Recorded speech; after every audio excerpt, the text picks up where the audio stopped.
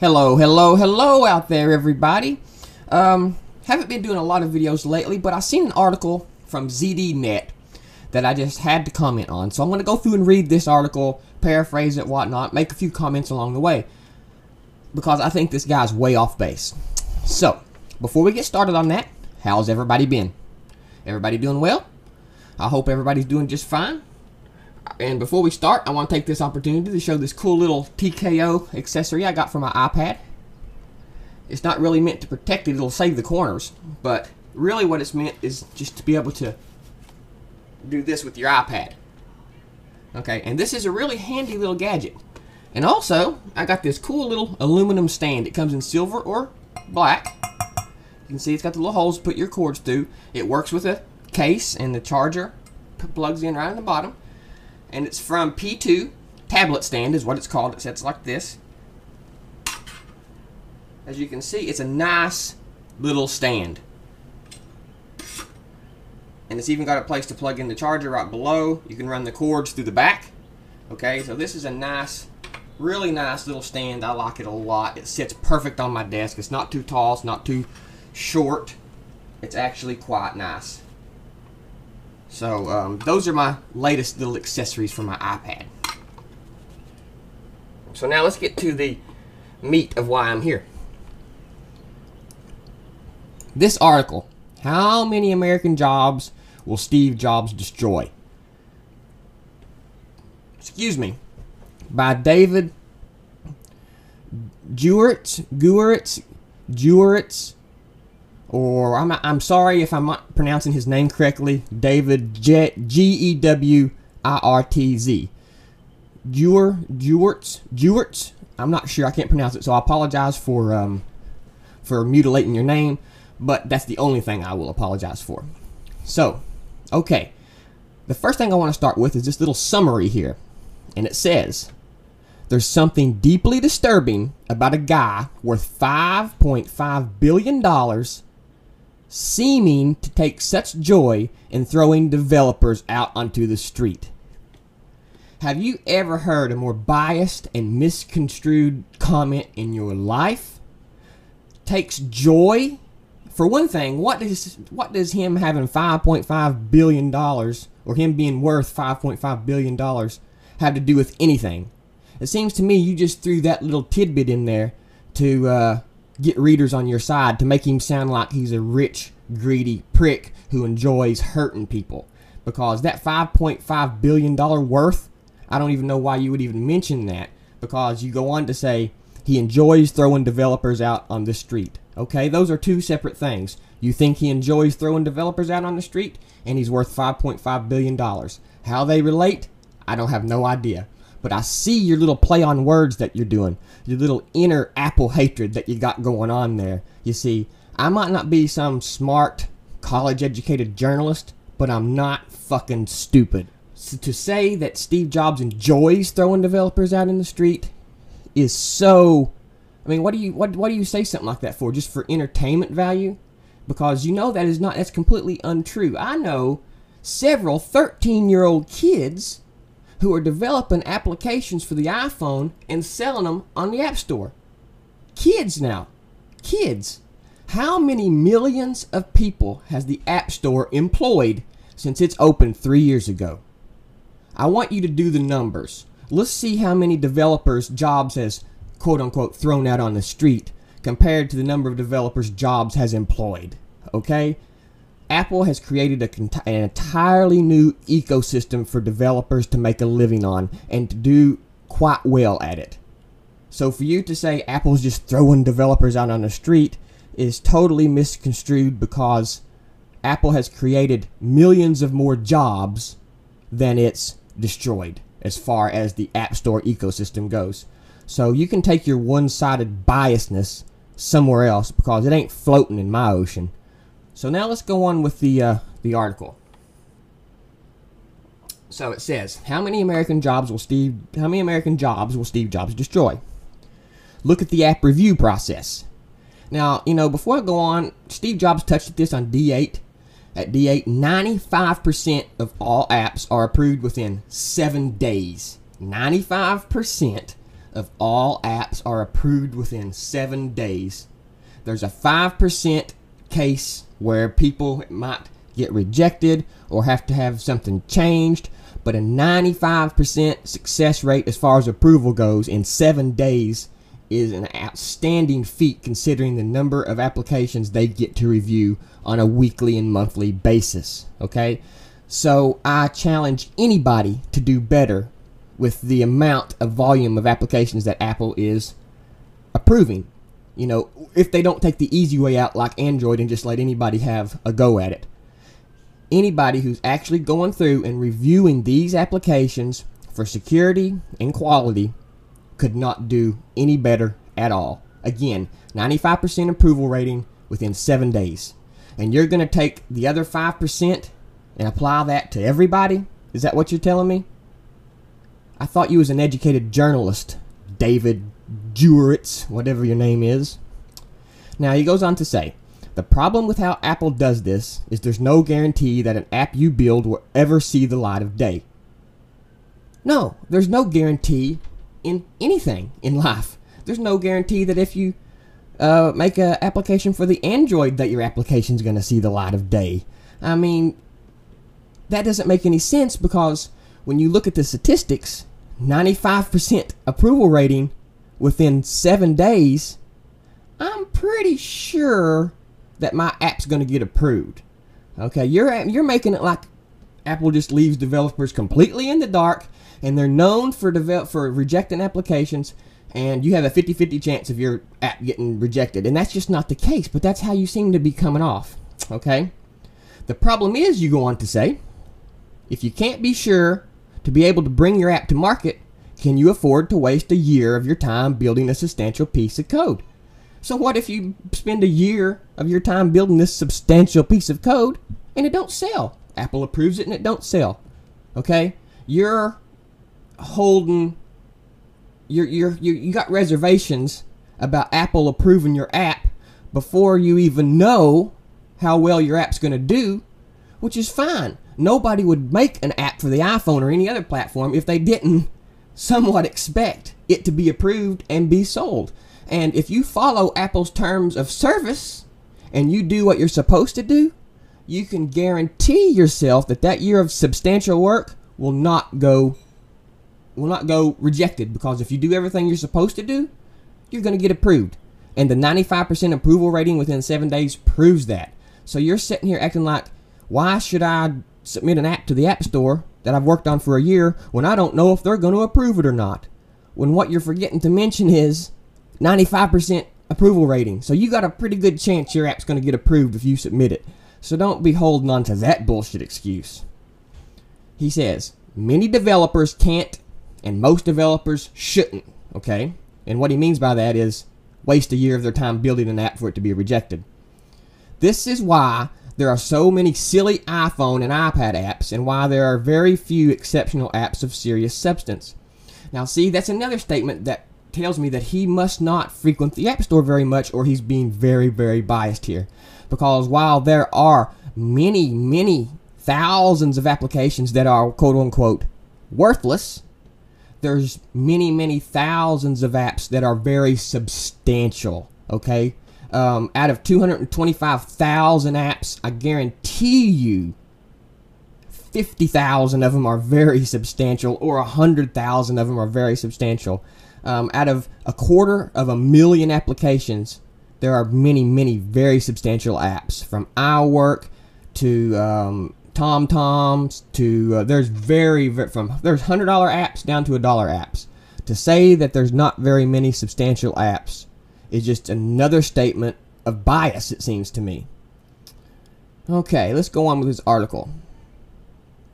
But the issue isn't even whether or not developers gamble with their investment. Gamble? 95% chance is a gamble? Well, if that's a gamble, then anything you do is a gamble. That's about the best chances you're going to get with something. 95% chance in 7 days that you're going to be approved. And probably 100% chance if you do follow the rules. Now, let's go on with the article. The Pulse application was dropped from the App Store. Okay, everybody knows when that happened, the Pulse newsreader. When the New York Times complained that an RSS reader was reading its RSS feed. Okay? Yes, Apple did do that when the New York Times complained. I'd say when the New York Times called them up and they said, hey, we're complaining about our app, somebody's infringing on our rights. I'd say automatically Apple took New York Times' word for it, and they went and they pulled the app. Said, okay, let's check this out, because we don't want to step on the New York Times' toes especially. And they looked at it and reviewed it, and you know what they done? The app is now back on the App Store. The New York Times just wanted them to remove the pictures that they were using themselves on their website and just wanted them to use text. So now Pulse is back up. The New York Times RSS feed is back in the app. It's just there's no pictures in the feed. Okay?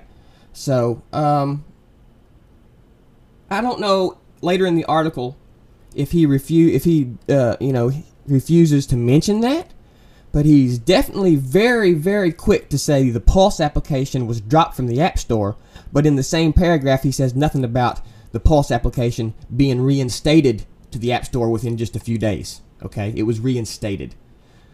So I love how he conveniently just left that little tidbit, little fact out. It was dropped, guys, it was dropped. And I'm not going to tell you Apple reinstated it. Bias. That right there is enough to tell me this article is full of shit, and anything this David guy writes in the future about Apple, I'm going to take with a grain of salt.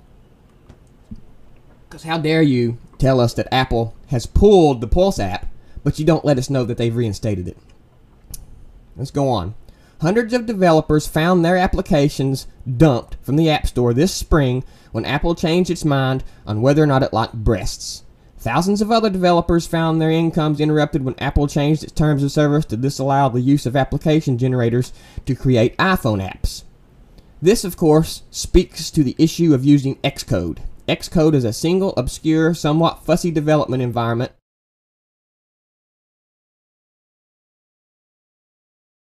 those with other programming skills need to learn Objective-C, and then, again, they have no idea if their product will be allowed to be sold. More to the point, application generators can cut hundreds of hours off applications' development cycle, providing a far better ROI for the risk. Well, I'm not quite sure what he means by this, by application generators. But is he meaning something that will go ahead and take the existing code and put it in one app and it will generate that for several platforms? Is that what he's talking about? That's what I'm going to assume he's talking about. I might be wrong. But Apple has went over and over this. If you make one app and then you put it through something and it makes the same app available on all platforms, you ain't going to be able to take advantage of the advanced hardware on the iPhone, like the gyroscope. You know, you got to program for the least common denominator if you're going to go cross-platform like that. And all I'm seeing is all the arguments about what's bad, but you're not putting any arguments in about what's good. And so this tells me that you're more than biased. You're a fandroid. That's what you are. Or a PC fanboy, but I'm assuming a fandroid. Telling us we have to learn Objective-C. Well, that's like saying all these millions of car mechanics across the country are gasoline car mechanics. What if all of a sudden, in 10 years, GM decides to make some electric cars and do away with their gas-powered cars? Is that GM putting mechanics out of a job? Or is it the mechanic's responsibility to go out and learn how to work on electric cars now that electric cars are the mainstream? Would GM be putting millions of mechanics or thousands of mechanics out of a job if they all of a sudden went electric? Or could these mechanics learn how to work on electric cars to save their job? That's what I would expect. I would expect mechanics to adapt and deal with the times and start learning what's prudent. And if the iPhone platform is where it's at, then developers need to jump on board and learn this new platform instead of the platform bending to the developers. That's not how it works. A new technology comes out, people learn it and learn how to write for it and write applications for it, and they make money. When a new platform comes out, the developers don't expect the new platform to include other things so they can use it. No, the new platform expects the developers to learn, their new stuff. And That's just ridiculous to say Apple's putting people out of a job because these people now refuse to learn Xcode. Go out and learn Xcode, okay? Don't be such a pussy. Don't be such a crybaby. If you want to program for the iPhone, go learn Xcode. Just like if I wanted to make a game from Microsoft Windows, more than likely, I'm going to have to learn DirectX, no matter what. Okay? If Microsoft would have used OpenGL, every platform could play it. Mac's OpenGL, Linux is OpenGL. If Windows was OpenGL with their games, we all could have went cross-platform, right, and played and all this good stuff. But Windows chose to stay proprietary with their DirectX. Now, if you want to write games for Microsoft Windows, or for the most part, you've got to learn DirectX. So was Microsoft putting millions or thousands of OpenGL developers out of a job when they adopted DirectX or when they made DirectX? Now, I know it's not quite the same argument, but come on, you can see the similarities here. It goes on to say, Apple is happy feeding a generation with consumption, but it blocks creation. It blocks creation. 225,000 applications in the App Store. Some of these which are written by children empowered and kids empowered to write their own applications and make their own money. Feeding a generation with consumption but blocks creation. That is completely and utterly ridiculous. Ridiculous. Apple's platform has opened creativity with people as far as the App Store goes and the iPhone and iPad more than you will ever understand, obviously.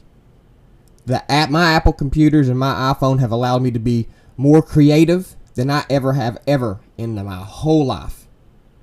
The reason I can be so creative is because of my Apple products. Now let's go on. The iPad, which is big enough to be considered a computer, is unique in that you can't develop new programs on it.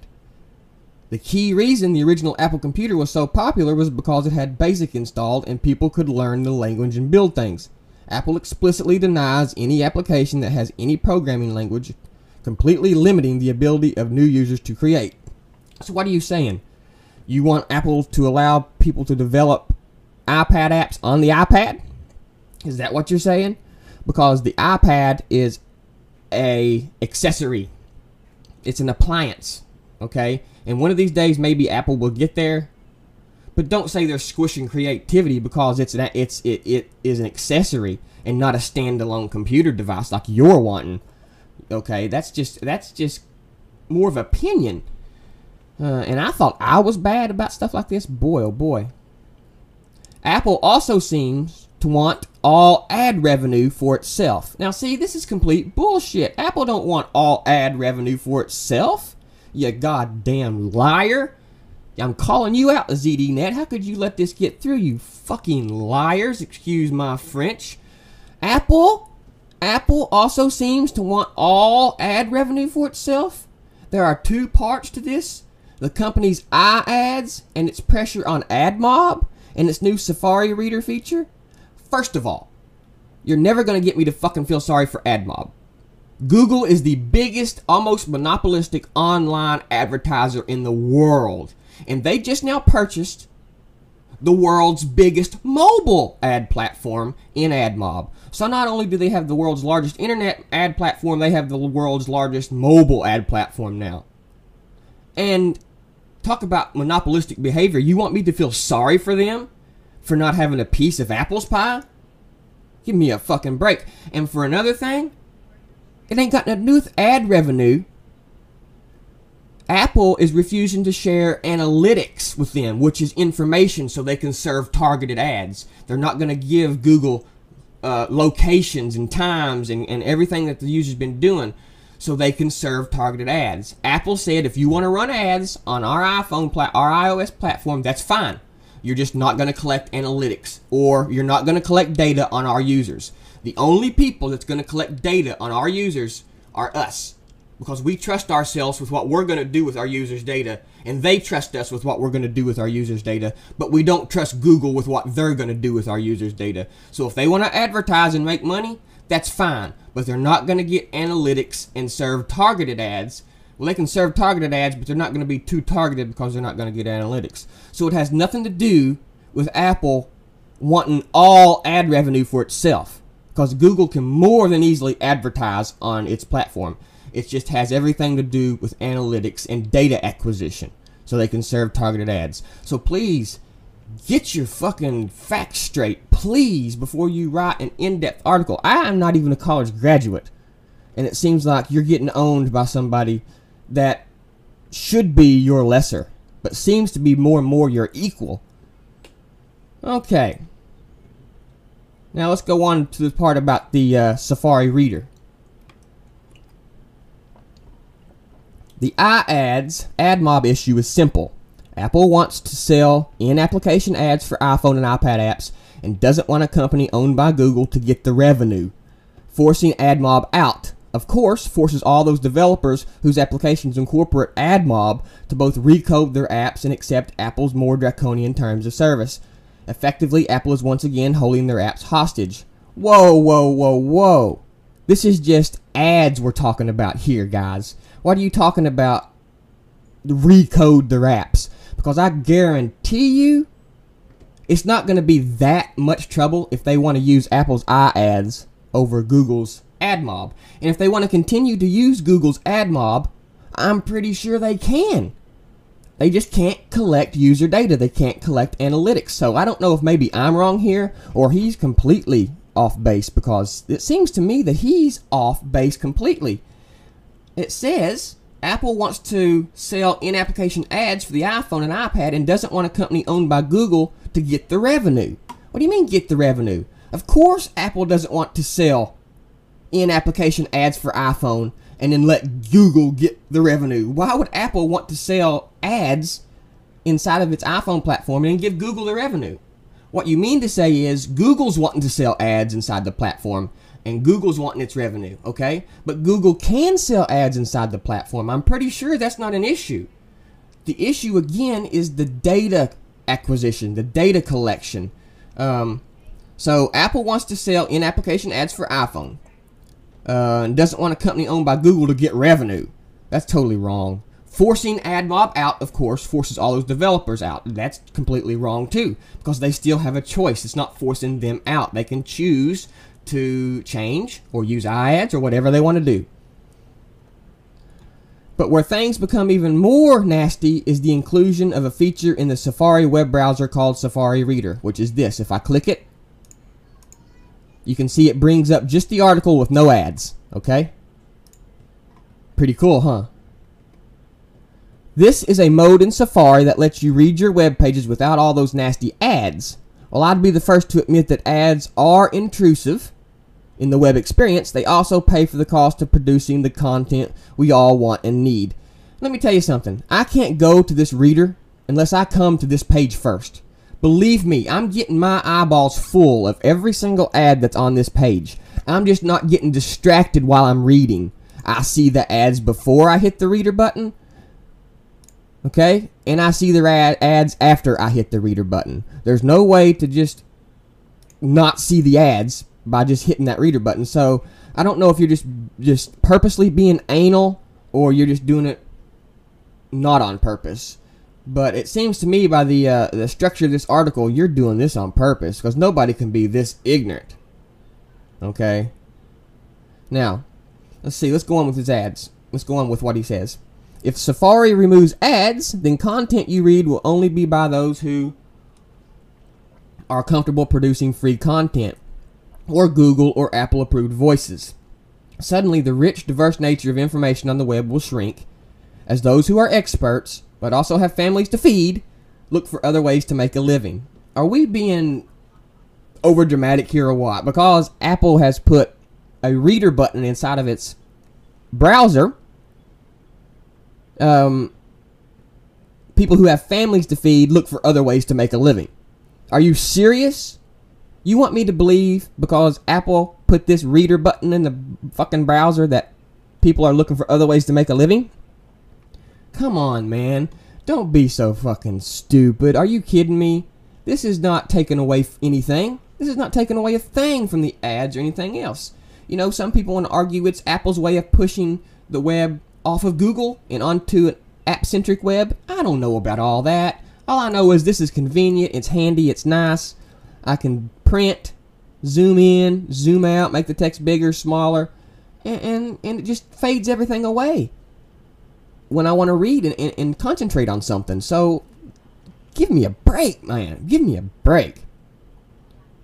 If Safari now get this, the guy has went from this little reader button up here. He's took this little reader button and now he's jumped to if Safari removes ads. Now all of a sudden Safari is going to remove all of its ads.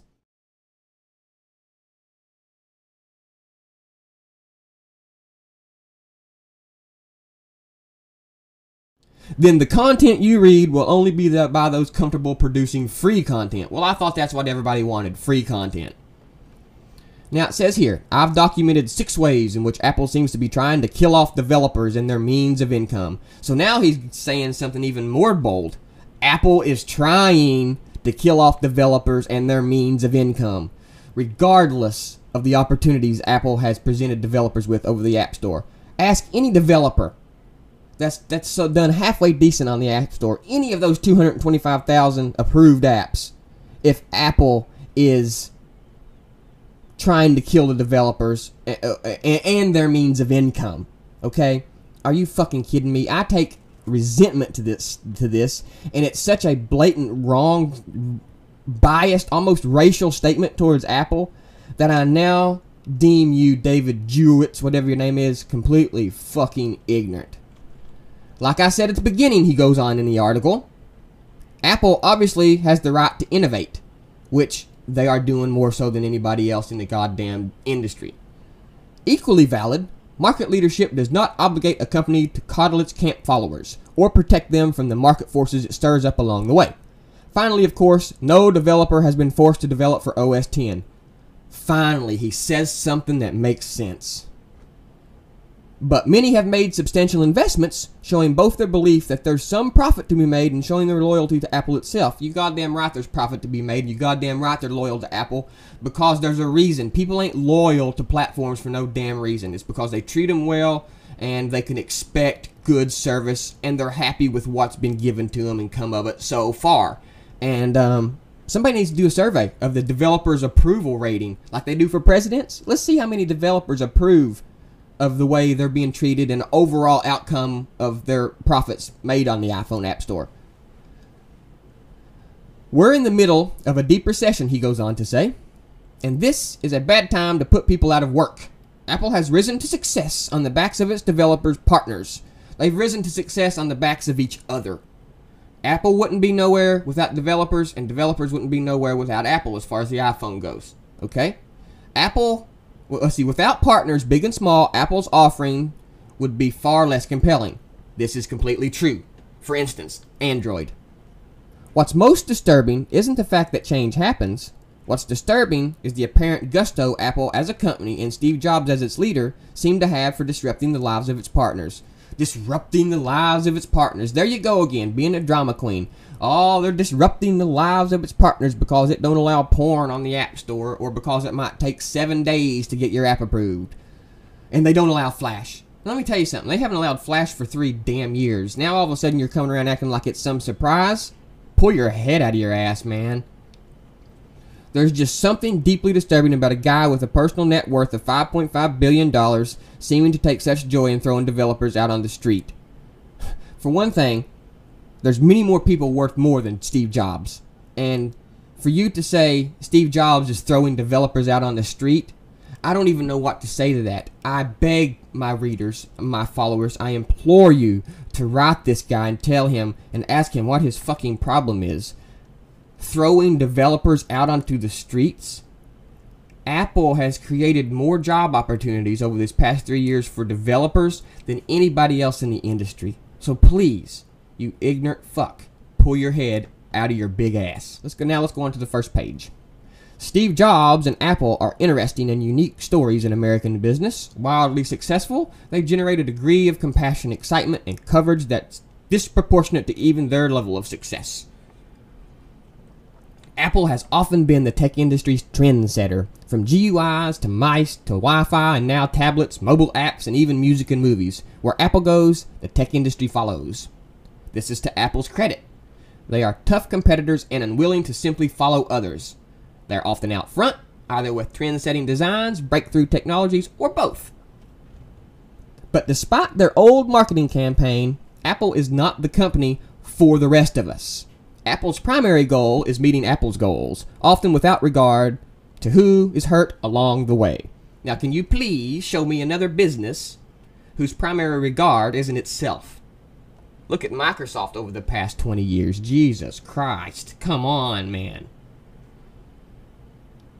Let's see here. Of course, Apple is not alone in this behavior. Haha, see? At least he fucking said that. When Palm moved from Palm OS to WebOS, they purposely left many of their third-party developers behind. Whether that was good for the company in the long run is still unclear, especially in light of the HP acquisition, but their actions definitely hurt thousands of small developers and cost jobs. Palm was in trouble, and Palm made this decision to go to the WebOS, I think was the correct one, because in the long run, I believe if they would have been managed right and done things right, they could have done big things with WebOS, okay? But now we'll see if HP does anything with it, and if HP can't do anything with it, I'm gonna deem that fucking OS cursed. No matter how good it is, the fucking thing is cursed. Okay, sorry about that. Weirdly, Apple seems to be almost purposely searching out segments of the tech industry to destroy. Can you seriously believe he just said that? Seeking out segments of the tech industry to destroy. Forgetting to talk about tech segments that they've advanced. Whether it's Apple's war against Flash, this is nothing new. Flash has been gone off devices since 4 years ago, 3 years ago. Its application review and denial process, the way terms of service intend to lock out third-party ad companies like AdMob. Again, it's not locking out AdMob, just the analytics, I'm pretty sure.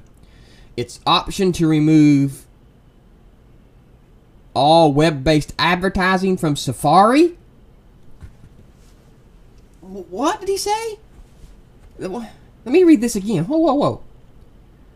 Apple seems to be almost purposely searching out segments of the tech industry to destroy.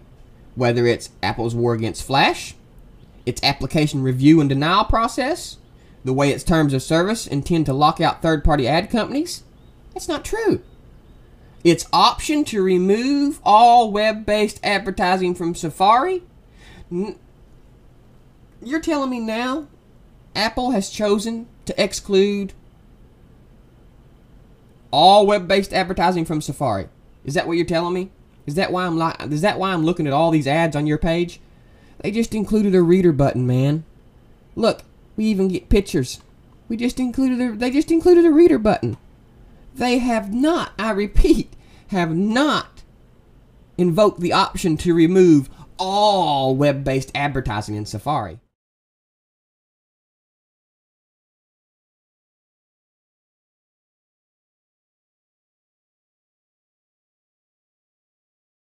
Some pages don't even use the reader, don't even allow you to. Give me a break, man. Let me go on.